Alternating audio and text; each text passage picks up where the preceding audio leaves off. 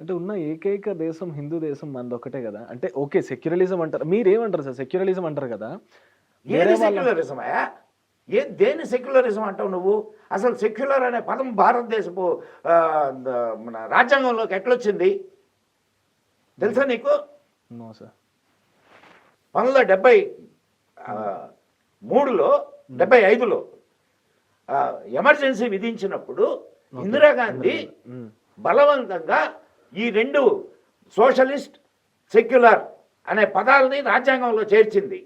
Okay. Emergency టైంలో. Yes. Okay. అంతకుముందు లేదు. ఇప్పుడు ఎవడైనా ఒక్క మాట మాట్లాడుతున్నాడా?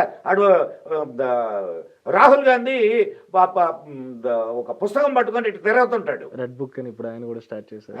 హ్మ్. హ్మ్. ఏది రాజ్యాంగాన్ని రక్షించాలి, వీళ్ళ తాతలు, వీళ్ళ తండ్రులు, వీళ్ళ నానమ్మ రాజ్యాంగాన్ని చించి భయంకరంగా నాశనం చేసినటువంటి కుటుంబం అది. వాళ్ళకి హక్కు ఎక్కడుందా రాజ్యాంగాన్ని గురించి మాట్లాడే హక్కు? నువ్వు ఇప్పుడు ఎమర్జెన్సీ రాజ్యాంగబద్ధమా? కాదు, అది ఎగెనిస్ట్ గా, ప్యూర్ ఎగెనిస్ట్ గా యా. చేశారు ఆవిడ కాపాడుకోవడానికని. మరి అండ్ నెహ్రూ టైంలో మొట్టమొదటిసారి రాజ్యాంగ ఉల్లంఘన జరిగింది. ఓకే. 356 ఆర్టికల్ని ఇప్పటిదాకా ఎన్నిసార్లు వాళ్ళు ఉపయోగించారో తెలుసా నీకు? 356 ఆర్టికల్ అంటే ఏందో తెలుసా? No sir.